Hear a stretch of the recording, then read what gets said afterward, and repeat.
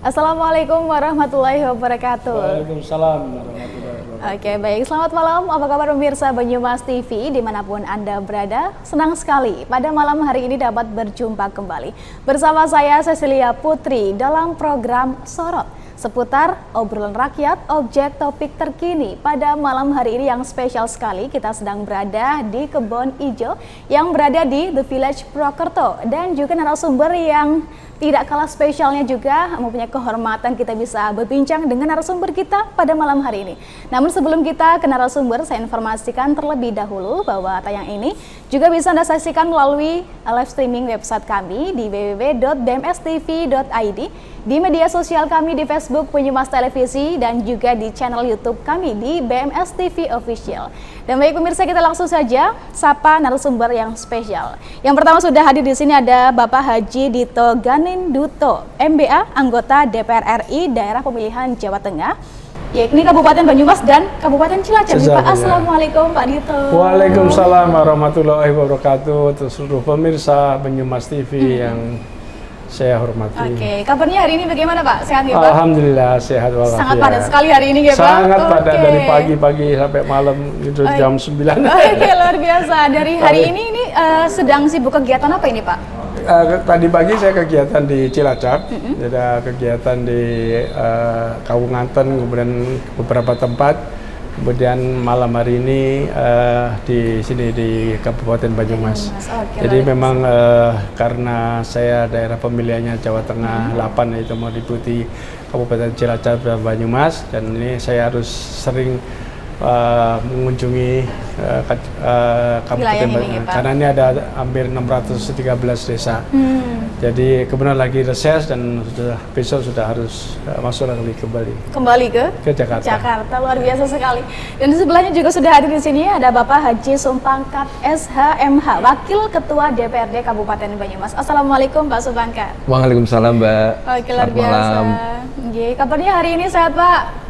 Sehat, alhamdulillah hari ini sehat meskipun agenda full tapi kita tetap semangat. Sangat padat ya Pak? Iya. Jadi hari ini kegiatannya apa saja ini Pak? Jadi hari ini kebetulan DPRD kan masa reses, sehingga hari ini kita sudah turun ke masyarakat untuk bertemu dengan masyarakat yang diwakilinya. Kebetulan saya daerah pemilihan Banyumas 2, Baturaden, Jombang, Sokaraja, Kembaran, sehingga hari ini saya turun menemui konstituennya yang ada di Kecamatan Baturaden. Oke, baik, malam hari ini kita akan membahas mengenai tema peran wakil rakyat untuk Kabupaten Banyumas. Nah, mungkin nih sebelum kita berbicara lebih lanjut lagi mengenai adanya sesuatu yang ada di Kabupaten Banyumas ini, mungkin saya pengen tahu dulu nih, apa saja sih bicara mengenai peran, apa saja sih peran sebagai wakil rakyat DPR RI dari Bapak Dito sendiri, bagaimana peran sebagai DPR RI ini Pak?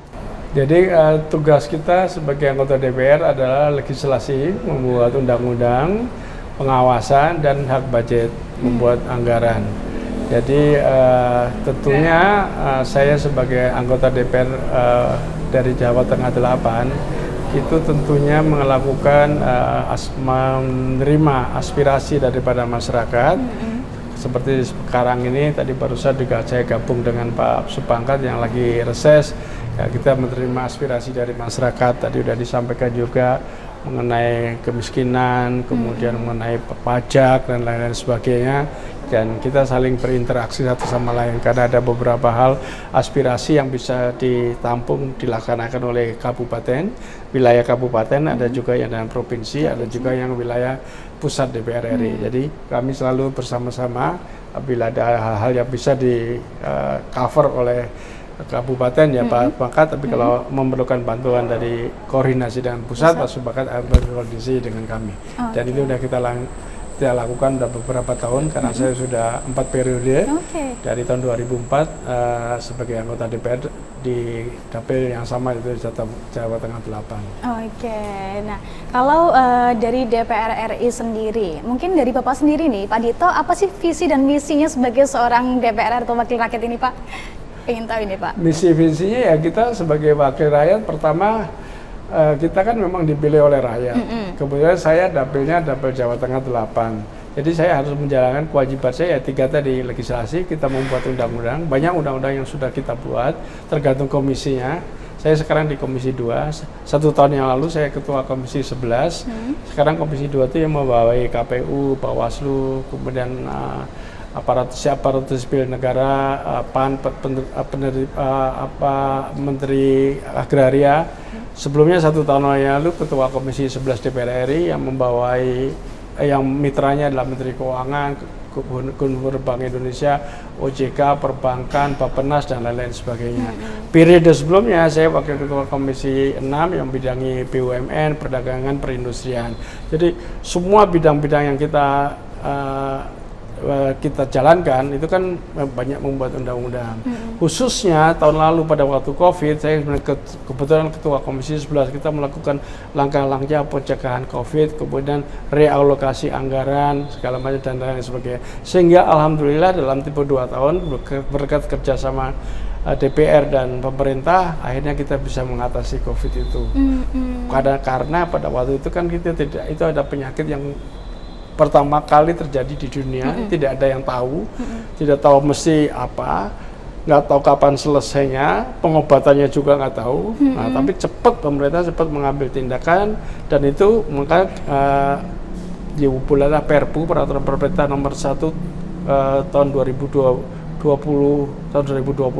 semua anggaran bisa kita realokasikan untuk pencegahan COVID. Kita pertama kali kita membeli vaksin dari Sinovac. Itu ada langkah yang paling bagus yang pemerintah lakukan, sehingga pada waktu itu langsung bisa dilakukan vaksinasi.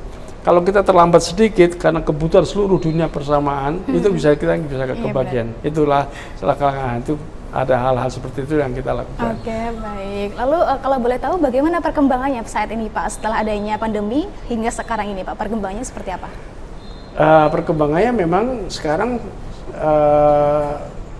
ada bagusnya juga, ada nilai positifnya. Dan pada waktu COVID ini kan kita menggunakan digital, semua online, semua online. Jaring, jadi ya, Pak? jejaring, semua jejaring, dan kita tidak bisa lari daripada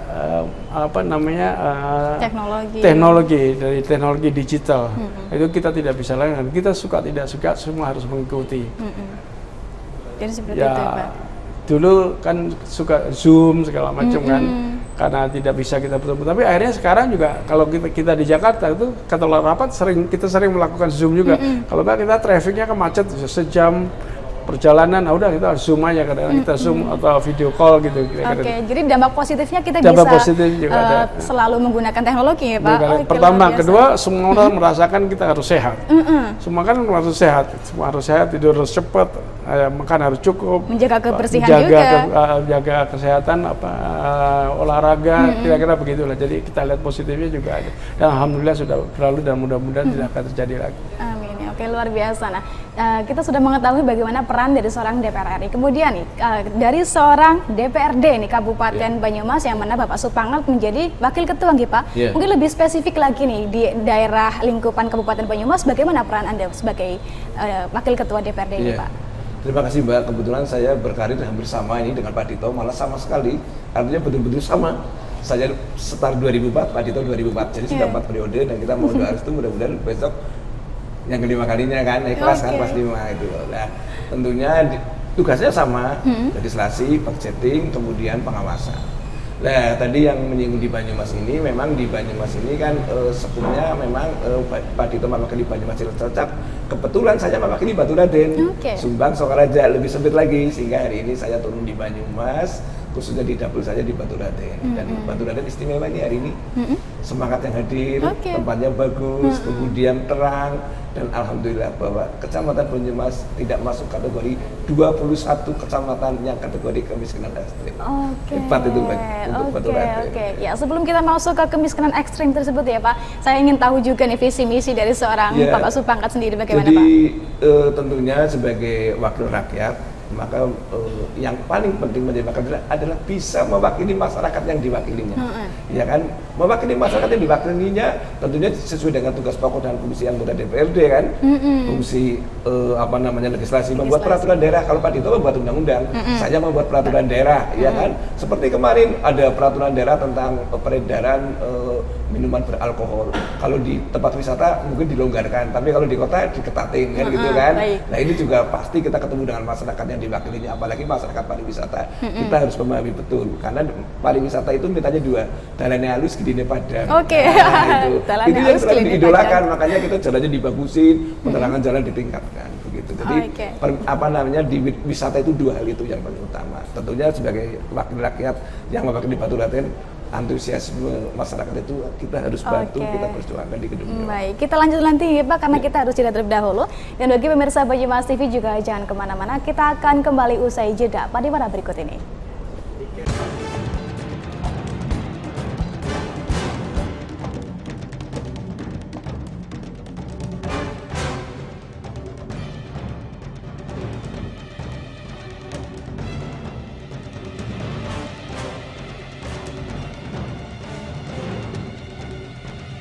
Baik, terima kasih pemirsa, masih bersama kami di program Soro dan masih bersama dengan kedua narasumber kita pada malam hari ini yang bertempat di Kebon Ijo yang berada di The Village Purwokerto. Dan malam hari ini sangat spesial sekali karena kita bisa berinteraksi dengan DPR RI ini jauh-jauh dari Jakarta sampai ke Purwokerto hari ini ya Pak. Tadi kita sudah membahas mengenai peran dan juga visi misi. Tadi kita sudah disinggung mengenai adanya pembangunan jalan yang halus ya Pak, adanya fasilitas seperti pariwisata dan lain sebagainya. Nah, untuk Pak Dito sendiri ini, Banyumas ini kan mungkin kelihatannya moncer sekali gitu Pak, adanya pembangunan di mana-mana, kemudian banyak kampus juga di Purwokerto, ekonomi yang meningkat, lalu ternyata ada satu hal yang mungkin perlu kita ketahui, bahwa ada 21 kecamatan yang mengalami kemiskinan ekstrim. Itu bagaimana pendapat dari Bapak sebagai wakil rakyat? Justru sekarang tugas dari pemerintah maupun kita harus mengurangi kemiskinan ekstrim tersebut. Secara bertahap sesuai dengan arahan Bapak Presiden kan. Nah, tapi sekarang di Banyumas ini pertumbuhan ekonominya relatif oke, bagus. Mudah-mudahan dengan demikian lapangan pekerjaan kan akan berkembang. Kemudian dengan berkembangnya lapangan pekerjaan akan mengurangi kemiskinan. Ya kan? Nah, kalau saya lihat dari data dan statistik dari Departemen Sosial itu kemiskinan ekstrimnya sudah mulai berkurang, dengan terbuktinya bantuan PKH itu sudah mulai ada shifting, udah digeser kepada yang udah banyak yang sudah lolos dari kemiskinan itu. Nah tentunya upaya ini kita mendorong khususnya dari DPRD Kabupaten Banyumas tentunya akan mendorong pemerintah melakukan langkah-langkah menciptakan lapangan pekerjaan, kemudian mengundang investor untuk masuk ke sini sehingga lapangan pekerjaan meningkatkan pertumbuhan ekonomi yang mungkin akan mengurangi kemiskinan. Akan merubah dari kemiskinan ekstrim jadi miskin, kemudian tidak miskin dan menjadi yang lebih baik lagi. Oke, luar biasa. Nah, adanya tindakan dari pusat ini bagaimana nih yang dilakukan oleh pemerintah daerah sendiri mengenai kasus kemiskinan ekstrim ini, Pak? Ya. Jadi di Banyumas ini 2 malam yang lalu saya rapat di Jakarta bersama TAPD, memang ada 21 kecamatan dari 27 kecamatan yang masuk kategori kemiskinan ekstrim. Waktu itu kita pun juga bertanya kepada eksekutif, apa saja ini? Oh ternyata ada beberapa hal yang memang harus segera ditangani. Yang pertama ada RTLH, rumah tidak layak huni. Kemudian ada lagi masyarakat yang tidak memiliki jamban. Kemudian ada yang stunting itu. Nah, kemudian pemerintah menyampaikan pada legislatif, pada DPR, kita anggarkan 50 miliar untuk mengatasi itu semua. Karena arahan dari Bapak Presiden tahun 2024 harus selesai. Sehingga DPRD pun menyampaikan bahwa tolong kami diberi datanya, karena apapun kita harus check and recheck. Karena kita berangkat dari dapil, kalau dapil kita memang ada yang kategori kemiskinan ekstrim, kita cek. Ini jangan sampai terjadi seperti bansos dahulu, ya kan? Bansos kan dulu yang diberikan carut marut itu kan, orangnya sudah nggak ada masih diberi, ya kan? Ternyata orangnya berada diberi, lah akhirnya itu menimbulkan kekhawatiran kita, jangan sampai kita menggelontorkan biaya yang cukup tinggi tapi tidak tepat sasaran. Fungsi yang ketiga, fungsi pengawasan. Jadi kita tetap mengawasi kepada pemerintah. Kemudian anggota dewan kan 50, berangkat dari dapil dapilnya. Kalau di dapil saya hanya 3 kecamatan yang ada, di kecamatan sini nggak ada. Jadi insya Allah lebih mudah. Tapi DPRD tetap akan melakukan pengawasan. Betul itu kategorinya miskin, memang betul kondisinya, jangan sampai salah sasaran. Kalau iya, insya Allah nanti di rapat anggaran kita sepakati. Oke, baik. Ngomongin mengenai pengawasan ini, bagaimana sih Bapak melihat peran DPRD dalam mengawasi eksekutif dan memastikan penyelenggaraan pemerintah berjalan dengan baik, Pak? Ya, jadi kita yang pertama adalah di sektor pelayanan. Ini yang selalu menjadi ramai adalah yang pelayanan. Jadi kami mohon sekali kepada eksekutif, pelayanan kepada masyarakat ini harus selalu ditingkatkan, lebih profesional dan tidak ada antrian yang panjang. Informasinya pun harus selalu, apalagi zaman sekarang sudah ada digital yang mudah itu loh. Dari kantor kelurahan, kantor desa, kecamatan, puskesmas, yang paling bawah ini harus cepat. Sehingga kita pun harus, masyarakat diberi keleluasan sepengetahuan sebanyak-banyaknya. Contohnya tadi yang saya sampaikan, SPPT, itu pun juga boleh meminta keringanan kepada bupati, salurannya ada. Kemudian yang menjadi ramai adalah masalah pupuk. Pupuk ini di mana-mana kan kalau musim tanam pupuknya nggak ada. Iya, maka kita panggil Dinas Pertanian, ini susah sekali. Nah, makanya kita selalu kepada masyarakat yang kita wakili, pada saat reses inilah kita membutuhkan masukan dari masyarakat untuk tahun berikutnya. Karena kebetulan ini di ujung ini APBD Kabupaten Banyumas ini insya Allah akan ditandatangani 29 November. Sekarang udah masuk November ya, udah 28 hari nih. Nah, makanya masukan dari masyarakat penting, mana prioritasnya mana. Nah, itu yang mohon. Juga pada kesempatan kali ini mohon sekali kepada masyarakat Kabupaten Banyumas, di bulan Januari sampai dengan bulan Maret minggu kedua silakan berkomunikasi, yang mengikuti musrenbang, yang mengikuti reses barangkali akan memberikan masukan, aspirasi untuk kebutuhan masyarakat, lingkungan, ataupun hal-hal yang berhubungan dengan kesejahteraan masyarakat, kami persilahkan. Insya Allah kita akan mencoba seaspiratif mungkin. Oke, baik. Nah, ngomong-ngomong mengenai dana APBD nih Pak, kalau dari DPR ini sendiri bagaimana ini mengenai dana APBD untuk Kabupaten Banyumas dan juga Cilacap, rencananya untuk digunakan untuk apa saja nih Pak? Oh, kan banyak sekali, tergantung fungsi-fungsinya. Jadi kita kan ada beberapa anggaran yang dari daerah sendiri, dari pusat. Itu ya tergantung daerah penggunanya daerah. Saya kurang mengikuti secara detail. Oke, baik. Pangkat yang lebih paham. Mungkin bisa ditambahkan ya Pak. Jadi APBD kita itu insya Allah besok kita sepakati jumlahnya 3,8 triliun. Oke, baik. Cukup banyak. Dan kemudian kita juga sangat berharap bahwa PAD kita itu bisa tembus besok, bisa tercapai di angka 919 miliar, hampir 1 triliun. Salah satunya adalah Batu Raden sendiri. Batu Raden dibangun dengan luar biasa, dengan biaya cukup tinggi, harapannya juga nanti meningkatkan gairah pariwisata. Jadi memang yang paling diandalkan adalah pariwisata, BPHTB, retribusi, itu yang selalu. Mudah-mudahan lagi untuk pajak ini, khususnya pajak kendaraan bermotor. Selama ini dibagi dua, provinsi dapat 70%, kita yang punya jalan 30%. Di undang-undang yang baru dibalik ini. Kalau bisa nanti yang provinsi 30%, kita yang 70%, kita yang punya jalan, kita yang mau perbaiki, masa uangnya 70% ke sana, kan 70% ke sini. Insya Allah di tahun berikutnya kita akan terima 70%. Itu yang paling utama. Oke, luar biasa. Jadi pembangunan jalan di Kabupaten Banyumas ini terpantau sudah lancar gitu Pak, semuanya sudah. Ya, jadi memang infrastruktur kita bangun terus, kita perbaiki terus. Nah, memang yang mengkhawatirkan itu kalau musim hujan, karena aspal itu takutnya sama air hujan. Nah, ini yang mengkhawatirkan, kita harus betul-betul kita kendalikan betul, kita amati, kemudian juga kita terapkan sistem pembangunan jalan yang bagus.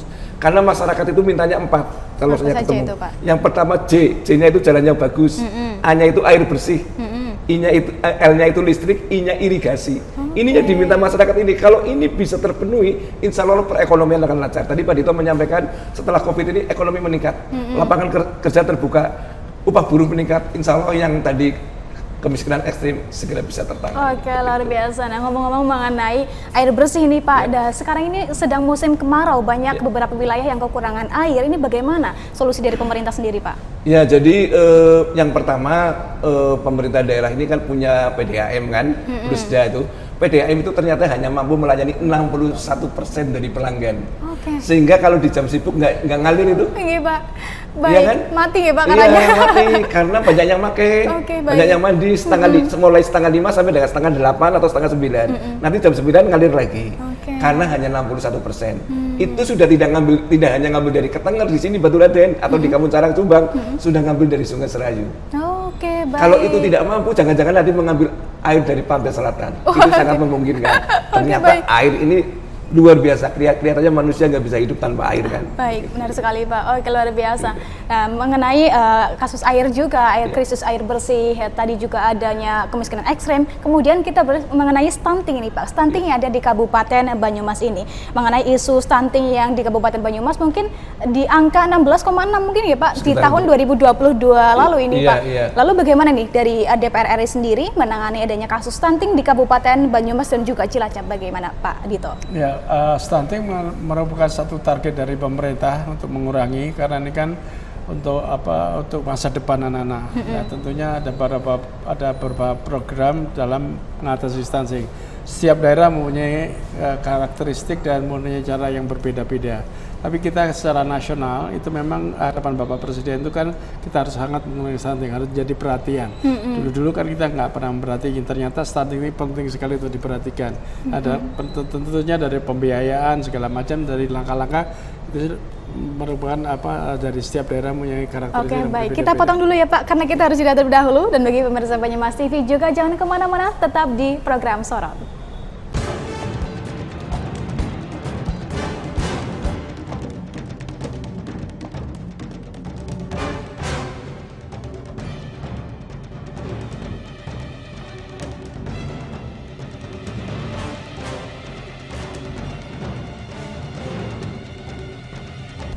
Baik, terima kasih pemirsa, Anda masih bersama kami dalam program Sorot dan masih bersama dengan kedua narasumber kita pada malam hari ini di Kebon Jati yang berada di The Village Purwokerto. Melanjutkan perbincangan tadi mengenai stunting nih Pak, mungkin bisa dilanjutkan kebijakan dari pemerintah mengenai. Oke, baik, di Kabupaten Banyumas ini seperti apa Pak? Ya, jadi yang stunting itu segera kita atasi. Kita memang turun terus, tapi tentunya kita harus continue untuk mengawal itu, dan insya Allah ini kita akan berupaya dengan puskesmas, dengan bidan desa, kepala desa, posyandu, semuanya dikerahkan. Di mana titik-titik stunting yang rawan itu kita akan turun.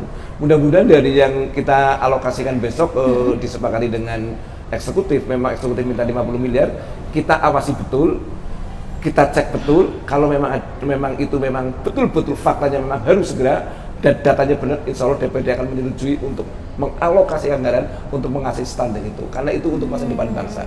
Bangsa ini kan akan bergantian. Mereka generasi yang sekarang harus diatasi itu yang kondisi seperti itu supaya kelak akan menjadi orang yang cerdas gitu kan.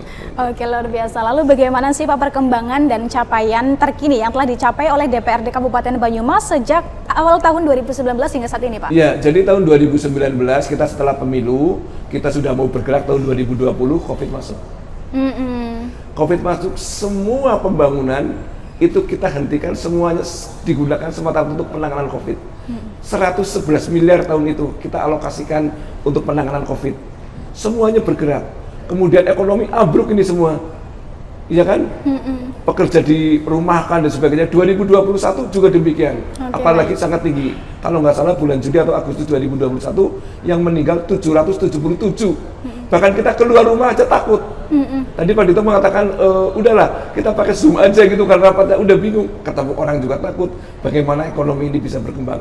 Tapi kita memang akhirnya membuat sapu jagat.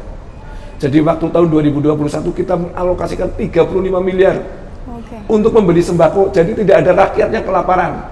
Jadi yang sudah dibantu dari Kementerian Sosial, dari Gubernur, kok belum selesai juga, maka kita pakai sapu jagat. Sehingga tidak ada yang kelaparan, kemudian imunisasi berjalan terus saja, dan alhamdulillah tahun 2022 sudah mulai berangsur-angsur membaik. Tahun 2003 sudah normal kembali. Dan kesadaran masyarakat untuk taat pada aturan sangat tinggi. Kebetulan saya dengan Puspida itu malam keliling masyarakat itu. Di Banyumas, di Baturadèn ini Pak Dito, waktu itu banyak aspirasi Pak. minta agar ambulan yang lewat sini dimatikan suaranya. Jadi nggak nguing-nguing tapi dimatikan. Bahkan itu kita menyampaikan pada Kapolres, Pak tolong ambulan yang lewat dimatikan itu. Karena itu bikin tidak nyaman masyarakat. Orang kalau pakai sirine itu kan, wah itu ada kena lagi. Jangan-jangan kalau COVID tinggal nunggu malaikat yang akan mencabut nyawanya. Gitu. Jadi kan bikin stres itu kan. Dan itu memang ada permintaan kepada Musbida, tolong dimatikan. Betul-betul masyarakat menyadari. Kesadaran masyarakat itu yang menjadikan badai segera berlalu. Begitu. Oke, capaiannya seperti itu ya Pak. Lalu dari DPR Pusat sendiri bagaimana Pak pengawasan terhadap adanya kinerja dari DPRD Kabupaten sendiri Pak? Ya kita sebetulnya tidak mengawasi DPRD, tapi kita kan punya mitra. Yang kita awasi adalah mitra kita dari pemerintah pusat. Tapi kita kerjasama dengan DPRD, tentunya kita kerjasama. Jadi kalau ada hal-hal seperti yang tadi saya sampaikan, ada kewenangannya ada di pusat, nanti kita akan berkoordinasi. Misalnya anggaran stunting tadi sudah disampaikan 50 miliar, ternyata masih kurang.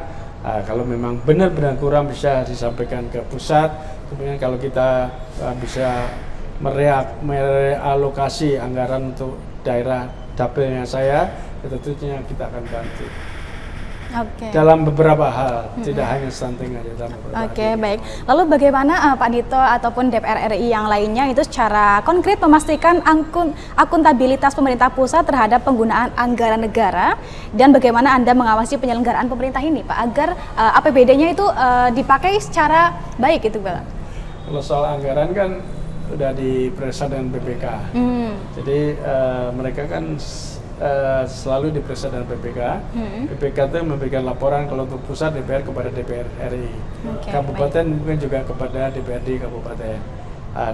Dari laporan itu kan kita menelusuri atau menyikapi apa masukan-masukan dari BPK tersebut. Misalnya salah satu instansi ada yang harus tidak sesuai atau kurang mengarah, kurang tepat penggunanya seperti itu. Nah, kita minta kepada kementerian terkait untuk mengikuti apa saran-saran dari BPK. Soal anggaran itu sudah diperiksa oleh BPK. Oleh BPK sendiri, jadi harus sesuai penggunaannya begitu ya Pak? Kebetulan dulu mitra saya pada waktu di Komisi 11, jadi saya paham benar soal itu. Oke, luar biasa. Nah, bagi pemirsa Banyumas TV, saya informasikan juga bahwa tayangan ini bisa Anda saksikan melalui live streaming website kami di www.bmstv.id dan juga di media sosial kami di BMS TV Official dan juga di channel YouTube kami di BMS TV Official. Baik pemirsa, jangan kemana-mana, kita akan kembali usai jeda pada berikut ini.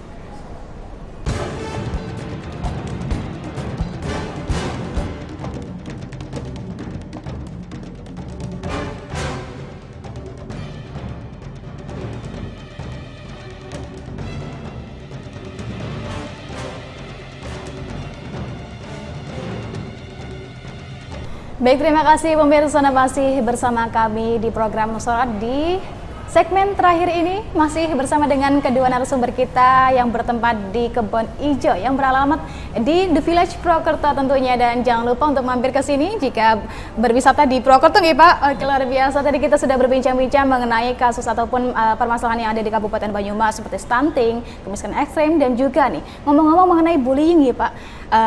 Bullying yang ada di Cilacap itu mungkin bisa disinggung juga ini mengenai apa sih yang juga pemerintah pusat lakukan untuk adanya bullying di Kabupaten Cilacap juga ini Pak. Bagaimana Pak?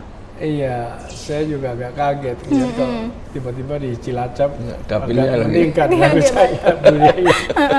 Nah, ini anak-anak ini sebenarnya harus dari awal dari keluarga dulu, itu harus memberikan pemahaman kepada anak-anaknya untuk tidak melakukan hal seperti itu. Pertama, yang kedua pengawasan daripada di sekolahnya juga harus ketat sekali. Nah, ini kemudian tapi yang jadi masalah itu kalau saya lihat itu karena ditayangkan, jadi anak-anak ini makin ikut gitu loh. Jadi cari popularitas satu, kedua mungkin karena mereka kurang aktivitas ya. Jadi kalau di sekolah itu kan mestinya selain pelajaran ada ekstrakurikuler kan. Ekstrakurikuler apakah itu olahraga, apakah itu pengajian, apakah itu bahasa Inggris. Sehingga waktu anak itu penuh sudah terpenuhi semua. Nah, ini kalau misalnya mereka waktunya kosong, ini kan membuat mereka untuk melakukan hal-hal yang negatif kayak bullying segala macam, itu kan sebenarnya apa ya, kurang tepat itu. Saya kira harus lebih ketat lagi dari internal dulu, di keluarga, bahwa itu tidak boleh. Kemudian dari sekolahnya juga harus diperhatikan karena itu sangat mempengaruhi mental daripada si anak itu sendiri. Kalau dari kecil dia udah begitu, nanti seterusnya akan mentalnya akan bagus. Apalagi satu. Yang kedua, harus diambil tindakan tegas. Yang melakukan hal seperti ya ditindak aja. Saya kira harus ditindak supaya tidak terulang gitu. Itu sangat saya sayangkan. Saya juga kaget juga, waduh, parah juga nih. Tidak pilih sendiri ya Pak, Cilacap. Oke. Baik, nah kalau dari Pak Supangkat sendiri nih di daerah Banyumas ini untuk menghindari ataupun mencegah terjadinya adanya bullying di Kabupaten Banyumas ini seperti apa Pak? Iya, jadi waktu ada bullying yang ramai sekali mengagetkan itu, kasus di Jakarta aja kita sudah melihatnya ngeri, kok ada di daerah kita gitu kan, Cilacap gitu loh. Entah bagaimanapun itu merupakan kategori tindak pidana kan, seolah-olah sebenarnya dengan ditayangkan di TV yang di Jakarta menjadikan mestinya jejera ya, ngeri kan gitu kan. Ternyata masyarakat pun juga ramai menghubungi saya, kok seperti nggak punya kemanusiaan, memukul orang yang sudah tidak berdaya masih lah. Jadi ini menunjukkan bahwa kenapa ini terjadi. Dan pada saat itu kita rapat Puspida sepakat bahwa Pak Polisi turun menjadi inspektur upacara di hari itu untuk memberikan penjelasan. Jadi kelihatannya penyuluhan hukum ini penting. Jadi kelihatannya pada saat itu pun kita menyampaikan ini sudah waktunya ini pelajar kita masuk ke sekolah untuk memberikan penjelasan khususnya mengenai penyuluhan hukum bahwa apapun itu adalah tindak pidana. Tindak pidana itu menyudutkan dirimu sendiri. Karena kalau kamu dalam cara tadi hidupmu pernah terkena tindak pidana kan menyulitkan kelak. Baik. Entah bagaimana bahwa kita hidup sesama bangsa Indonesia, sesama manusia. Kenapa kita tidak mengedepankan rukun gotong royong kan? Entah bagaimana itu adalah teman kita, saudara kita. Semuanya harus bisa menahan diri. Tapi ingat bahwa perbuatan itu adalah perbuatan pidana yang kelak akan menyulitkan hidupmu. Saya sampaikan itu bahwa semua perkara pidana ada sanksinya. Sehingga ini penyuluhan hukum harus dioptimalkan di sekolah-sekolah begitu. Oke, luar biasa. Nah, kemudian ini sebentar lagi kan kita akan dihadapkan dengan pemilu serentak nih Pak. Bagaimana ini dari Pak Dito sendiri mungkin dari pemerintah pusat ini memastikan bahwa adanya pemilu di tahun 2024 ini bisa berjalan dengan aman dan damai begitu Pak? Iya, insya Allah pemilu 2024 aman dan damai. Karena saya sudah mengikuti pemilu 4 periode dan selama ini juga aman dan damai. Kalau ada dinamika politik itu kan hal yang biasa. Tapi kemarin sudah Bapak Presiden memanggil ketiga capres untuk makan siang bersama, kan mestinya nggak ada apa-apa. Tapi kalau ada dinamika begini sedikit-sedikit ya itu lama, menurut saya sih biasa-biasa. Tapi saya meyakini insya Allah pemilu ini akan berjalan dengan lancar. Karena masyarakat kita ini sekarang sudah dewasa. Jadi untuk apa kita ribut-ribut, merugikan kita sendiri. Jadi kalau istilahnya itu untuk apa sih berantem gitu, ya kan? Jadi saya kira saya meyakini pemerintah semua stakeholder akan melaksanakan ini dengan baik. Kebetulan mitra saya KPU, Bawaslu juga semuanya udah berjalan dengan lancar sesuai dengan yang ada, dan keamanan juga semua sudah disiapkan. Insya Allah lancar lah. Insya Allah tidak apa-apa. Loh, yang lalu-lalu juga ribut-ribut akhirnya nggak ribut. Lancar juga nih Pak. Oke, luar biasa. Nah, kalau dari Pak Supangkat sendiri bagaimana untuk memastikan di Kabupaten Banyumas ini persiapannya seperti apa dan juga nanti penyelenggaraannya apakah nanti bisa berjalan dengan damai ini Pak? Iya. Saya lihat KPU ini cukup orang Banyumas mengatakan terengginas gitu loh. Pinter-pinter, cakat-cakat. Saya lihat KPU-nya begitu. Sangat sudah mulai profesional. Karena sudah mereka itu pegawainya sudah berulang kali ya melaksanakan pemilu. Jadi udah hafal bagaimana dia mencari gudang untuk logistik dan sebagainya itu.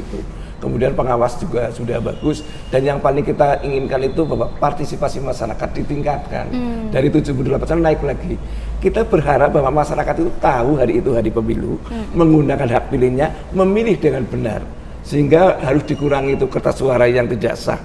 Sehingga sosialisasi KPU ini menjadi penting kepada masyarakat. Bahkan saya sebagai dosen aja pada waktu saya mengajar semester 5, ditanya, besok kertas suaranya ada berapa? Diem aja. Loh kamu belum pernah milih? Belum Pak, itu loh. Nggak ngerti kertas suaranya. Nah ini menunjukkan bahwa sosialisasinya masih kurang. Ya lah, ini yang kadang-kadang ditanya lagi, sudah tahu anggota DPR Kabupaten Banyumas dan Cilacap, diem aja nggak ada yang ngerti. Wah ini kelihatannya harus pasang baliho, banner ini semakin dikenal. Nah yang paling mengkhawatirkan adalah kita harapkan bahwa pada tanggal 14 itu masyarakat diberi keleluasaan, tidak ada gangguan, dimudahkan dalam datang ke TPS. Berbondong-bondonglah ke TPS untuk menggunakan hak pilihnya. 5 kertas suara dipilih dengan benar dan menjadi kertas suara yang sah. Itu yang kami inginkan. Oke, baik. Selain sosialisasi, literasi juga penting ya Pak, penting untuk sekali. adanya penyelenggaraan pemilu nanti. Nah, saya pernah baca ini pesan dari Pak Supangkat bahwa wakil rakyat harus rajin membaca. Itu. Mungkin bisa dijelaskan ini Pak? Iya, jadi begini, karena dulu saya seorang advokat bahwa perkembangan hukum begitu cepat kan harus membaca terus. Maka wakil rakyat itu yang pertama itu dia harus rajin membaca. Iya kan? Kalau dulu kan membaca buku, lah sekarang tinggal buka HP aja kan? Iya sudah lihat membaca supaya apa? Bahwa peraturan berubah-ubah terus, undang-undang berjalan terus, kemudian informasi masyarakat berjalan terus.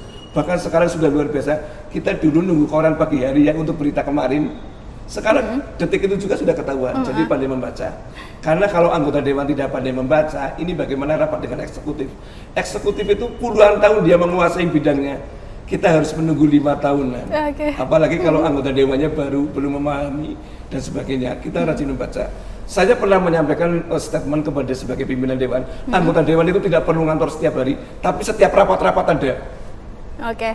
Rapat komisi, rapat fraksi, rapat banggar, rapat paripurna, rapat badan musyawarah, atau rapat-rapat yang lain. Itu yang paling penting. Sehingga gedung dewan ini penuh hadir di sana. Dan yang saya himbau bisa mewakili masyarakat yang diwakilinya, itu yang penting. Oke, luar biasa. Baik. Nah, baik untuk Pak Dito ini sendiri, bagaimana harapannya ini untuk kemajuan Kabupaten Banyumas saat ini, Pak? Ya tentunya harus ada kerjasama antara pemerintah dan masyarakat yang saya kira sudah cukup bagus sekarang, progresnya sudah cukup, karena saya sudah hampir 20 tahun ya.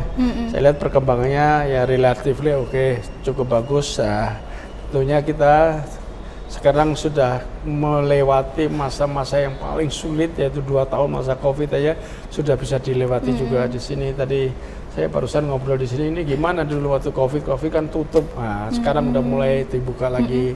Kemudian kita tidak harus mengikuti zaman digitalisasi, kemudian hilirisasi, hal-hal seperti itulah yang kemudian kita harus menyesuaikan. Tadi disampaikan oleh Pak Pangkat juga soal membaca. Kalau menurut saya soal membaca bukan anggota dewan ya, semua orang, semua masyarakat, pelajar semua kita harus rajin membaca. Apalagi sekarang sudah ada teknologi yang namanya UGM. Tahu UGM nggak? Apa itu Pak? Universitas Google Management. Universitas Google.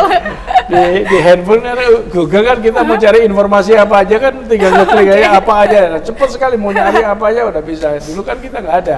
Dulu saya tiap hari baca koran tuh mungkin ada 8 koran saya tiap hari. Sekarang udah nggak langganan koran lagi. Udah pakai kita berguru kepada Mbah Google ya Pak. Ya udah. Oke, luar biasa. Apa pesan dari Pak Dito sendiri untuk Kabupaten Banyumas ini Pak? Ya mudah-mudahan lebih baik lagi dan kemiskinan ekstrim diperkecil, kemudian pertumbuhan ekonomi akan lebih baik lagi, tentunya lebih kondusif, dan saya kira sudah relatif sudah cukup bagus di Banyumas. Luar biasa. Saya sudah menikmati Banyumas. Bagaimana Pak menikmati Banyumas ini? Udah. Ya orang Banyumas ya. Oke, luar biasa. Sudah. Oke, dari Pak Supangkat sendiri bagaimana harapannya untuk kemajuan Kabupaten Banyumas ini Pak? Jadi Banyumas itu harus satria. Satria itu sejahtera, adil, tertib, rapi, indah dan aman. Itu yang kita harapkan itu. Oke, baik, luar biasa. Banyumas itu harus kesatria ya Pak. Oke, lalu pesan apa ini untuk masyarakat Kabupaten Banyumas ini Pak? Ya, masyarakat Kabupaten Banyumas yang paling diharapkan yang pertama adalah kita tingkatkan kesejahteraan masyarakat, memberi informasi seluas-luasnya kepada pemerintah daerah, melalui kepala desa, melalui camat, memberi informasi apa yang sekiranya penting. Pemerintah dan DPR perlu masukan masyarakat, karena kebutuhan masyarakat itu masyarakat sendiri yang tahu. Mudah-mudahan kita bisa bersama-sama mengemban aspirasi masyarakat untuk diwujudkan di masa depan yang lebih baik. Oke, luar biasa banyak. Terima kasih banyak Pak Dito dan juga Pak Supangkat yang sudah menyempatkan waktunya di sela-sela kesibukannya untuk bisa datang di acara Sorot pada malam hari ini. Dan bagi pemirsa Banyumas TV juga saya ucapkan terima kasih banyak untuk pemirsa Banyumas TV yang sudah antusias mengikuti sorot kita selama kurang lebih 1 jam ini bersama dengan kedua narasumber kita yang luar biasa. Nantikan kembali program sorot kita setiap hari Kamis di Banyumas TV. Saya Cecilia Putri pamit undur diri. Sekian, terima kasih. Wassalamualaikum warahmatullahi wabarakatuh. Waalaikumsalam warahmatullahi wabarakatuh. Baik, terima kasih banyak. Terima kasih. Wah, luar biasa.